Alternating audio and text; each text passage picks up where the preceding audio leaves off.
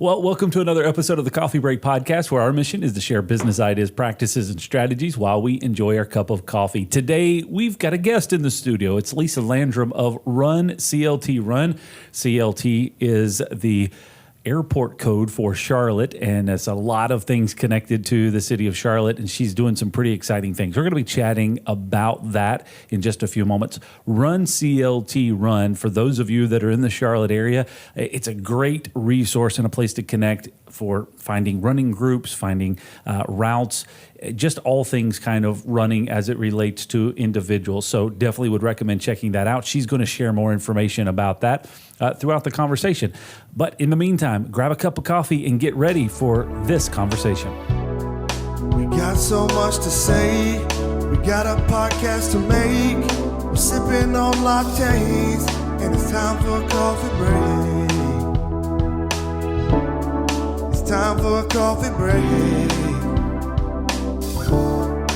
Oh, yeah. Lisa, thank you for being here today. We're going to jump into rapid fire. I know you are anticipating this. You're excited about it? To get them over with. Yeah, to get them over with. Well, maybe we'll just add extra in there, 7 or 8. Five randomly selected questions just to get under your skin with unknown point values. You ready to go? I am ready. All right. If you could meet any historical figure, either living or deceased, who would you choose and why? I'm going to go current, and I'm going to go with Obama. Okay. Barack Obama. Why? Because he's amazing. He really got me to take notice of the political climate. Okay. And I would just love to sit down and shoot the breeze with him. Yeah, just kind of pick his brain. Somebody else gave a similar answer on 3 people that you would like to have in your entourage, and he was one of those people. But I would mention to them as well, I'd recently watched an interview with Oprah and Barack Obama on Apple TV Plus or something like that. Have you seen it? No. You should go check it out. It's pretty cool.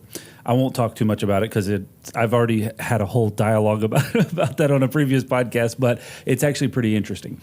All right, here we go. Question number 2. Do you have any hidden talents? Oh, hidden talents. I'm sure I do. Let me think. Oh, I actually have.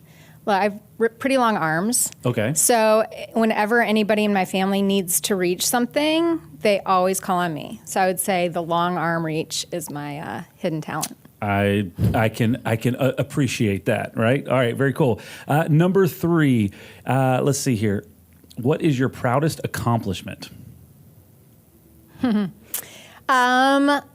Selfishly, I would say my proudest accomplishment is the 100-miler that I just did. Okay. From a family standpoint, of course, I've got to go with my children. Okay. Right? I think I have to go with them. Probably got to slide that in there. Pretty proud of But I am them. very proud of them, yes. All right. Question number 4. If you were to have a talk show, who would your first 3 guests be? And you can't use Barack Obama. I know, I use can't. Even though that's part of the reason why I'd like to meet him is because I think he would make me feel super comfortable and the conversation would be Probably. really right on. I'd probably pick somebody who has some experience. So, hate to use Oprah since you just gave me that. I'm scoring low. But I would say Oprah for one. Then I've got to have another one. Let me think here. These are tough, Chad. You're not taking it easy on me. Yeah. You only have, who did you go? Oprah is one? Yeah, Oprah's you still the got first. 2. I still have 2 more. I've got a full cup of coffee. I It'll know, go. yeah.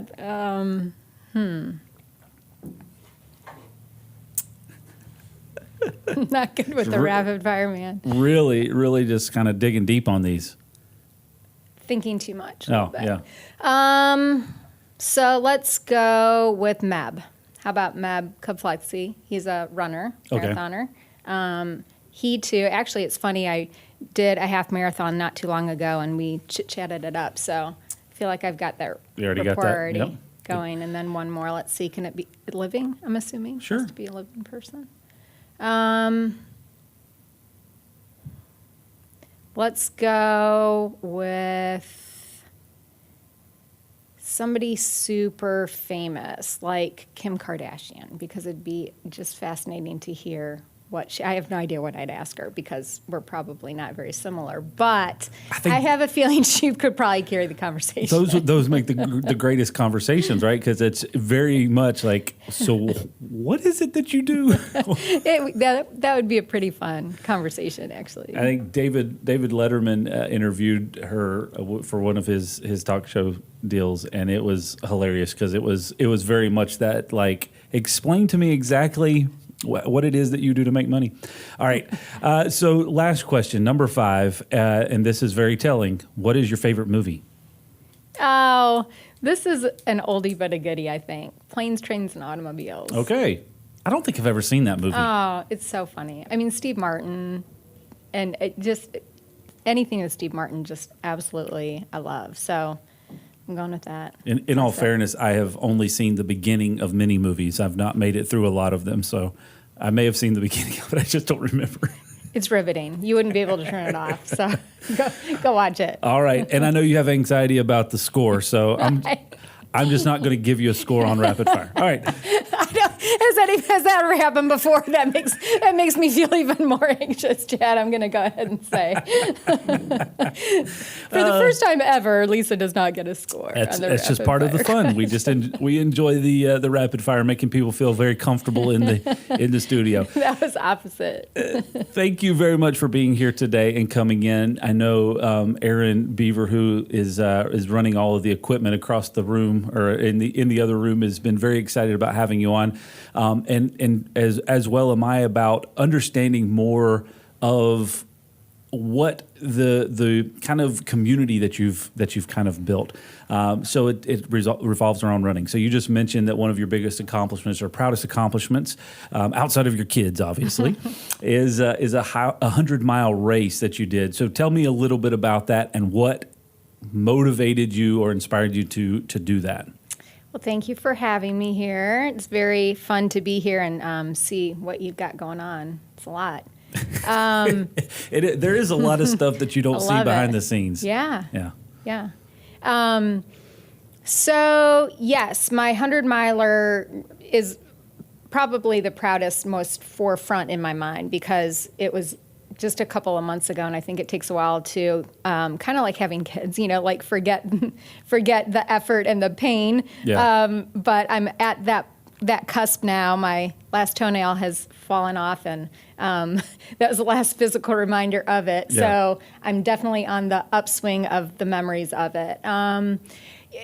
It had been on my bucket list for a really long time, and when COVID hit and the world kind of was rocked, I decided, who knows if we're ever going to make it out of this. Let's just delve in right now. Might as well get it over with. What's the worst that could happen, right? And there was nothing else to do but run and run and run. So it was just a good time. And just personally, the ages that my kids are, they're pretty self-sufficient. So this was the first time that I could really dedicate the amount of training that it would take. So that was the impetus for it. And then I just took note of a race called Rim to River, which is in the New River Gorge in West Virginia, and it just looked super cool. I don't know, have you ever been to that area? Not that I remember. Yeah, you'd remember it. It's really, there's this giant bridge that spans this huge canyon. It's very picturesque. The race director did a really good job with social media and highlighting all the beauty that the course had. So it kind of hooked me, and then all of a sudden I was, 2 weeks out and about to jump into it. Yeah. So just for context, how long does it take one to run 100 miles? That's a variable question, variable answer. For me personally, It took me 28, and it's dependent, on the terrain, whether it's a road, whether it's trail, how hard the elevation is. You said 28 hours. Yeah. Okay, 28 hours. Yeah. And that's nonstop? You take breaks? Yeah, I took breaks for sure. Okay. Like there were some crew access points where I would, replenish my food, Gotcha. change my socks, sit down for a minute or two, Yeah. gather my thoughts, Why am I doing this? and then keep trucking. Yeah. But yeah, I mean, people do them quick. People do them much, much faster than that. Well, but I mean, it's the accomplishing it. It's the finishing it less of the time, really. I was just trying to get, from a context standpoint, how long it would take for somebody to move that amount.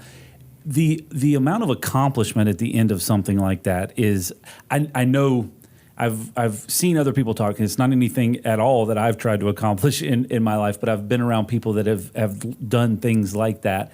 And it's the accomplishment of actually finishing it is something that you can't take that away from an individual, right? Like you've really pushed through and done something mentally and physically that a lot of people just don't have the wherewithal to handle it. How does that position you just at the daily things in life? How does that change your perspective on those things? That's a good question. I will say for sure that it really taught me a lot about myself. When you go into something like that, you don't know what's going to happen. I mean, the shit could hit the fan and you have no idea how you're going to react to it. And more often than not, at some point during that 28 hours, it does, right? So for me personally, it just kind of boosted my confidence. I don't know if that's the right term, but it made me feel kind of more secure with myself, it gives you much more perspective on things that you can accomplish that maybe hadn't really processed. But I mean, just the wherewithal to push through on something of that great, 28 hours persistent, then what else is difficult at that point, Yeah, well, people, like I said, I've said this before, people do those races all the time. People do much, much harder things than that all the time. But for me personally, at this point in my life, it was a good thing for me to do. Okay. To put it in a really simple way. It just said, this is something I want to accomplish, and you went out and did it. Yeah. All right. With that, and because we could talk about that for a long time, it's interesting to me. This podcast, we focus a lot on business ideas, practices, and strategies. And a lot of those topics will center back around to leadership and kind of being self-motivated and those types of things to try to accomplish big tasks, right? Running organizations, starting something from the ground up, entrepreneurship, all of those things are tied together. And a lot of those come back to even folks that are trying to do major physical feats, right? And one of the things that I've learned over the years, I would not consider myself to be an avid runner, and I know that your perspective on this, and I've seen some of this. If you run, you're a runner. Yes. Got it. So, but it's not something that I'm looking to do some hardcore 100-mile or anything like that. For me to run on a consistent basis is good. I've learned through the process, though, it is a very mentally freeing and it's more of a mental exercise for me than it is a physical exercise, I guess, to summarize everything that I just said. Yes. Why is that? Because I have yet to put my finger on it, but when I talk to a lot of other business owners, there are certain things that they do. Maybe it's running, maybe it's cycling, whatever, hiking or whatever, but it's more of this is a mental exercise and clarity than it is the physical side. So much I want to delve into there. You hit it right on the head. Like I think oftentimes people don't associate the physical with the mental part of sport, any physical activity that you're doing. Running and like swimming, cycling, any kind of endurance thing, you have to be self-motivated, right? You've got to tap into that part of your brain that wants to continue to do that for whatever. There's a billion different reasons. Sure. And your reason is probably not like mine. Correct, yeah. Mine is probably not like any Aaron's out there. Like it's so personal to me. Somebody once asked me, why don't you, there's this app called Strava and you can check everybody's stats and, people can follow you. And I think that is awesome if that is used to motivate you. I think it's great.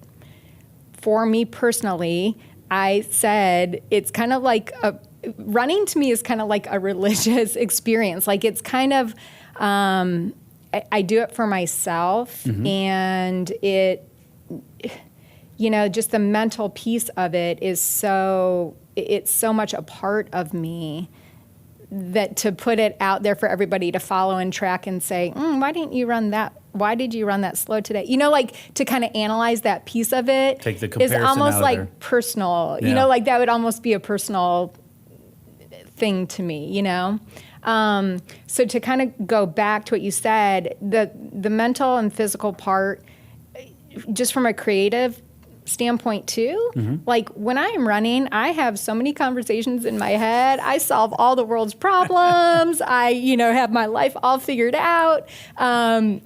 It's just, and I think that takes practice too. I think that's another thing that people don't think about. You have to practice to be mentally tough. You don't just, not very many people, I think, just wake up and are like, I'm just going to go run a marathon today. Sure. So it's just that constant practicing of both the physical and the mental piece of it, that when you marry those together and then apply them to different parts of your life, I think that is where kind of the magic is. Can you copy this key? That's a question we get asked about 3,422 times a year. And how can you actually be sure that the person who asked that question is supposed to get a copy of that key? Well, we think you should always know who can copy your keys to your business and your home, because it could be your neighbor, an old employee, a contractor, or even worse, your mother-in-law. At Loc-Doc Security, we believe in protected key systems, so you always know who has a copy of your key. To find out more, visit locdoc.net or stop by our Charlotte location. Loc-Doc Security, helping you protect your people and your property. I can definitely understand especially the part of the ideas, processing things, having conversations with yourself. And for one of the driving factors for me when I'm locked in, and the reason that I hesitate to classify myself in any type of a runner category is there's things that I won't do, like when it's cold and rainy, I'm not gonna go. Like I'm good. It's okay. I'm gonna be lazy. The weather's got to be in an ideal temperature range for me, not too hot and not too cold. But anyways, I hear you. But when I can dedicate the time to it, there's a couple of things in the world that I live in and many people live in. There's so many distractions. So many people are looking for you to have a conversation. Time demands, all those things. And when you're running, you aren't available to do those things. Those distractions are not there. It's just go. And so you can process a lot of things. And so from a clarity standpoint, there's been a lot of ideas that have been buried out of it and all those things. So when it comes to that, so that's kind of the normal day to day. Like I can put on my running shoes, I can walk out of the door and go running. Then you have these other variables with distance and time and running groups and all those things. Where is the difference of kind of running by yourself or then joining up with a group, and what have you seen to be pros and cons of that? That's a really good question. I have always been more of a solo type runner or run with one running friend. Yep. And runCLTrun has truly opened my eyes to the benefit of being surrounded by a group. And especially now, this past year, the bigger groups have not been able to meet. They've not met. Sure. And to see the effect on people and the community has really kind of been eye-opening. I mentioned before, people run for a million different reasons. And some of the reasons are social. There are a lot of things that come out on a long run with your friends. Sure. kind of going back to that mental piece of it. Yeah. So it's been cool to see it from others' perspective and open myself then up to that as well, because I do sometimes run with more than one person now. I have gone to different groups and run with people that I never normally would have. And that's one of the things that I think is so, so cool. And that was one of the reasons to kind of start Run Charlotte Run, is that I truly, truly believe that running can bring people together. And not even running, walking, just physical activity, being physical, just brings people that you would never meet together. Like I probably wouldn't ever be sitting here talking with you. Sure. There are people that I've met in my life and crossed paths with that there's no way I ever would have if running hadn't been, the reason. Kind of the common denominator. Yeah, and I think that's cool. And I think, a lot falls away if you and I can find a commonality in running. I don't care who you voted for. I think a lot of the barriers and things that people get hung up about kind of fall away when you can find something that you both really love and are passionate about.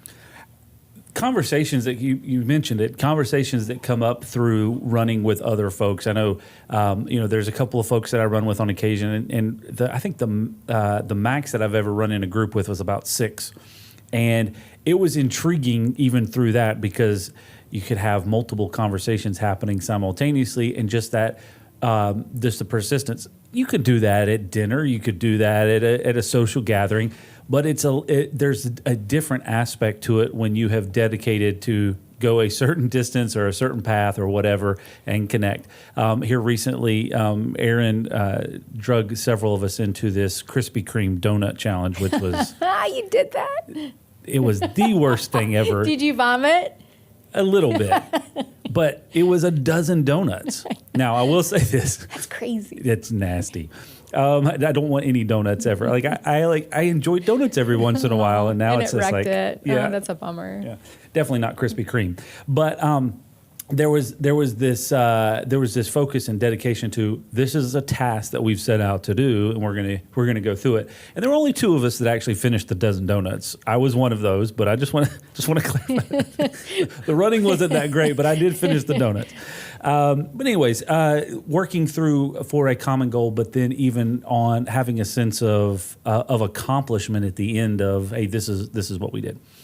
When you started Run Charlotte Run, what's the point? What is it that you're trying to get people to do? I don't know.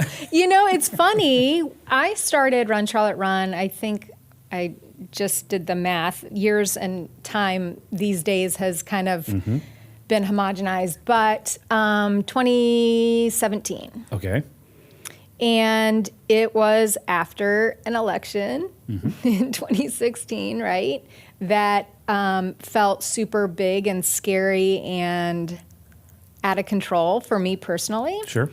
And, I've mentioned my kids before. And I was sitting around kind of complaining and, bitching about what was going on. And then I thought, you know what, that is not the example I want to set. Like, if you can do something, you've got to do something, no matter where you are and no matter how small it seems. If you can just kind of start to do something where you are, I always say in our little corner of the world, then you should do that. And so what I decided to do was put that energy into something good as opposed to bemoaning the state of affairs. And I don't even know how it started. Like I was on Instagram. I had never really been on Facebook a little bit, but certainly not Instagram. Not a huge social media person. And I just kind of started commenting on, people who had run and noticing people in the Charlotte running community. And I've been a runner for a long time, we talked about. And I always kind of felt like the Charlotte running community is kind of segmented, right? Which is what I felt was happening in the world and where it was trending. And I thought, I can try and do something. Let's try and bring people together as opposed to keeping people in these separate little pods. Sure. Let's make it comfortable for people to delve in to running if they want. And so that was the main goal. And I just kind of threw a bunch of stuff at the wall and was like, okay, let's see how this works. Let's see what happens. And it's interesting, the things that I thought would work kind of didn't. And the things that I really didn't even think about were the things that kind of rose to the top. And those things were people connecting. People connecting over running, people connecting over volunteering in the community, just being more involved, just being heard and seen in this community that they were a part of. So what has been something that has come out of this group or this community that you've built that you've been, one, maybe a little surprised in, or two, very proud of? Hey, this is something that's come out of this initiative. Just like I mentioned before, people talking to other people who they may never have before. I think it's given people a platform. I don't know if that's the right word, but it's given them a space, even if it is in the digital world, to connect with others that maybe they would not have before. Gotcha. And that's not me. I want to be super clear that none of really what has become of Run Charlotte Run it is about me, really. It's about everybody else, which I think is the coolest part. It's everybody else kind of coming together and doing their thing. And if they can, tag runCLTrun and other people see it and they connect, that to me is cool. Yeah. Well, but you created something of a common denominator for people to attach themselves to, which is pretty exciting. Forward motion. What is forward motion? Forward motion is another example of me sitting there complaining about something and then realizing, wait a minute, I could probably do something about that. So my kids go to public school. They are CMS students. And so they hang out at the house right now. Well, one of them is gone. Oh my gosh. One of them went to school yesterday. Is there wood I can knock on? But the other two are home, yes.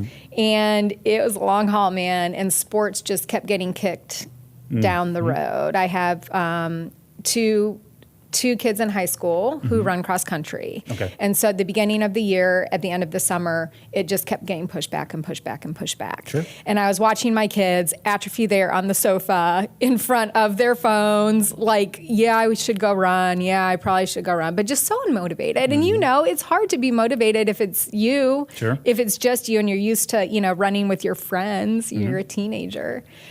So I was like, man, this is the worst. Like, how long is this going to happen? My kids are so lazy, blah, blah. And then I was like, okay, hold on. Let's dial it back and think, okay, what can you do? Like, if you can do something, you should do it. And I was like, yeah, I could probably do something. Like, I know how to tell some kids to run. Yeah. So I worked, with some coaches and just kind of spread the word that, look, if you guys want to come and meet at McAlpine Park, I will be there. I'll run the workout and do some strength, and we'll just move forward so you guys will be ready when it's time for cross-country tryouts. Gotcha. And that's how it started. So that's how it started. Forward motion is a term that I use all the time. Like, as long as you are moving forward and running and in life, you're doing it right.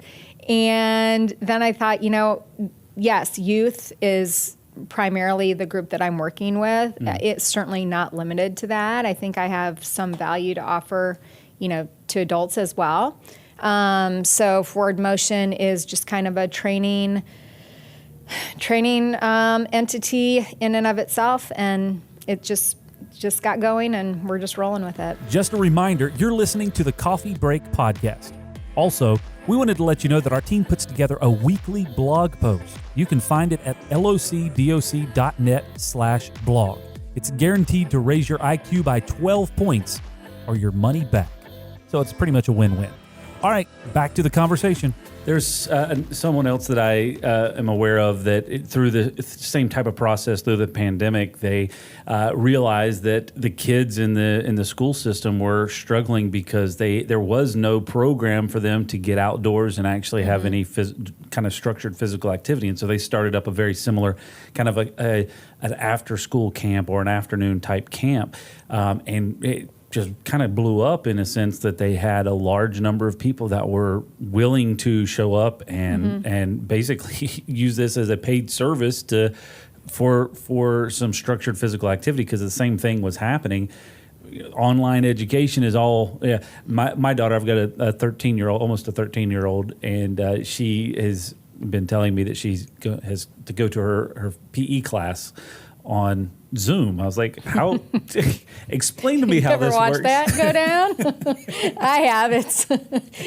I don't know how much PE is actually happening. Exactly. So through the whole process, it's finding ways. Okay, here's an interesting opportunity that obviously there's a hole, there's a need, there's a place for it to show up. So getting behind that and doing something about it. So you've got that. You're kind of the behind the runCLTrun. All of that. Both of those things are really dedicated to, from my perspective, and I'm interested to hear your opinion as well. But from the perspective of, these are things that you're passionate about, but you're also trying to inspire others to do. Right. Try to get behind it. And so it's like, well, I think you've said it a couple of times. Well, instead of just griping and complaining about it, get up there and actually start the process. And that, to be honest with you, I would say is not. I was going to say it's not truly in my nature, but I guess it is. And to kind of go back to the whole, my proudest accomplishment. I think Run Charlotte Run has given me personally a platform as well. It is. I don't think that I would ever think to do forward motion if it wouldn't have been for Run Charlotte Run. Yeah. Because I've seen kind of the benefit of the power of community. Obviously, the next generation of runners is super important to me. And if if we can inspire them to make that connection, again, between the mental and the physical, I will tell you, after sitting on Zooms all day, these kids come and they are so ecstatic to be, number one, around other people. And we can do it in a super safe, way, because we're in a park. Sure. It's running. I yell at them all the time to stay away from each other. They love it. But to make that connection between, how they feel both mentally and physically after they go and run for an hour, that's cool. That's good stuff. For sure. All right, so here's my question for you. runCLTrun, Run Charlotte Run, forward motion, any of those things that you've been involved with. We started out the conversation by talking about your 100-miler. When people hear that and then they connect, say, a Run Charlotte Run or something like that, what do you say to people that are intimidated to get started? Well, I mean, I don't run that fast, or I don't think I can go that far, or all those things. What is your response to the overall intimidating factor of accomplishing something of that feat with somebody that's kind of either getting started or they just don't see themselves as that type of an individual? I see it all the time, all the time in the comments, all the time with people replying, all the time. Like, I went on a 5-mile run. It wasn't that fast. I went on only a 5-mile run. I went on a 5-mile run and I sucked. Like all of those is like, take that out. Like, you went on a 5-mile run. That's awesome. I think, just if you know enough to start, if you have the motivation to start at all, I don't care if you're out there doing a 20-minute mile and you walked 10 times during it. Yep. You started. That's the hardest part, I mean, just from a business perspective, from a personal perspective, any part of life, the hardest part is that first initial start into it. There's a couple of buddies of mine that we chat very regularly, all kind of running businesses in different areas of the country.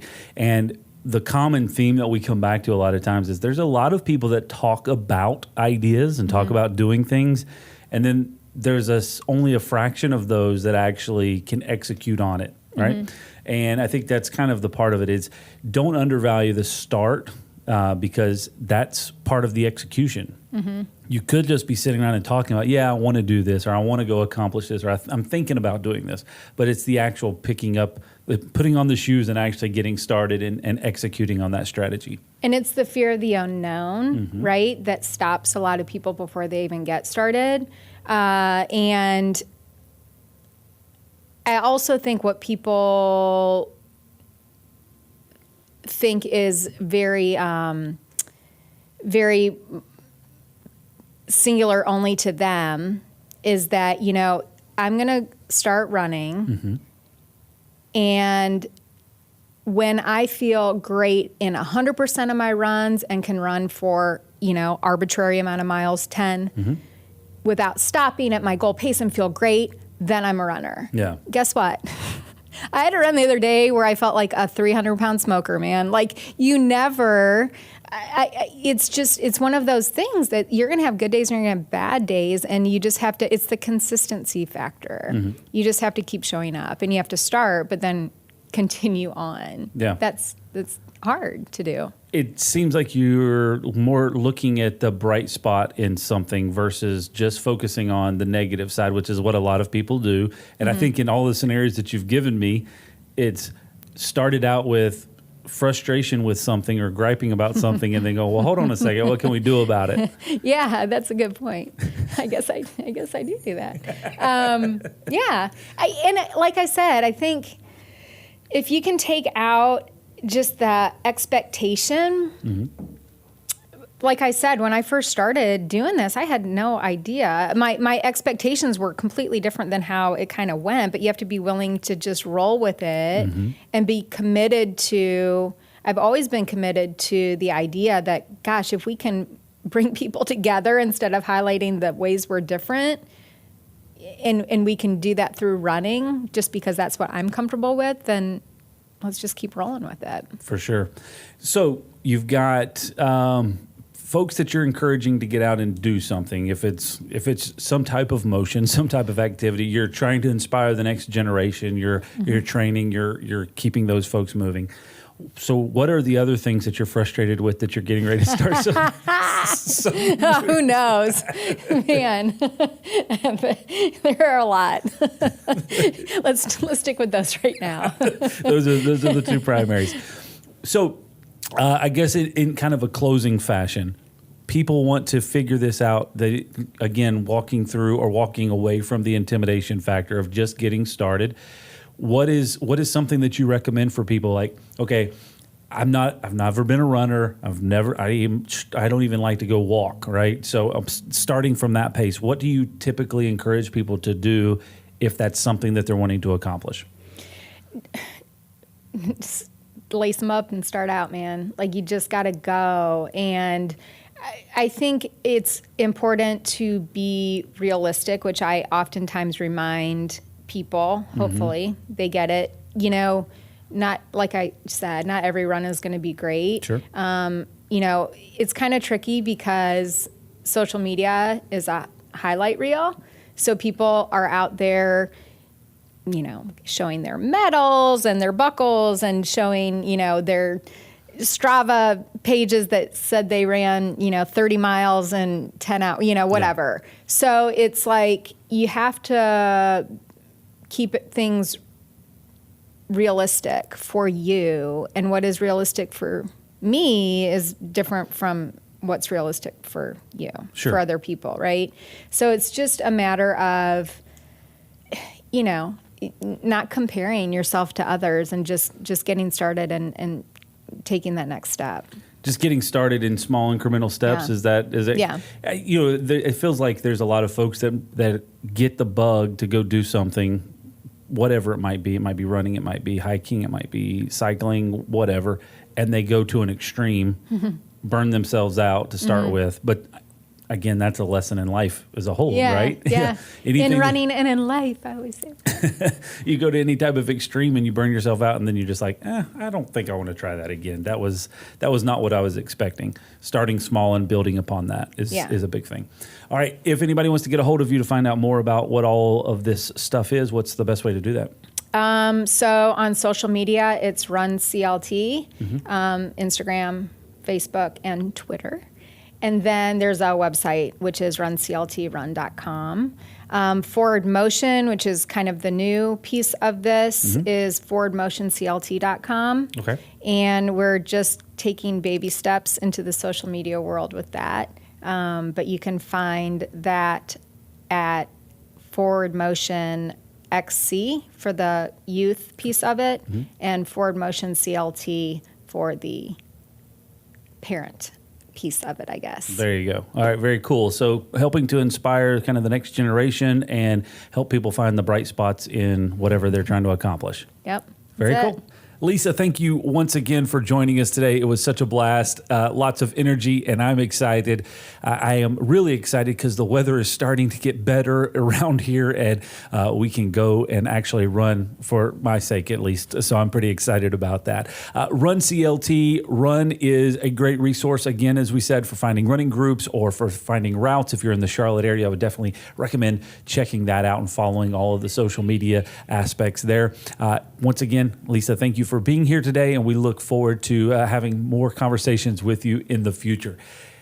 If this is your first time watching or listening to the podcast, we invite you to subscribe. We have a brand new episode every Tuesday at 9 a.m. And in order to get all the latest information, you want to be subscribed. So make sure you do that and check us out at Loc-Doc.net/podcast for all the other episodes that we've got for you, all surrounding these similar topics of business ideas, practices, and strategies. Thank you for joining us today, and we'll see you next time right here on the Coffee Break Podcast.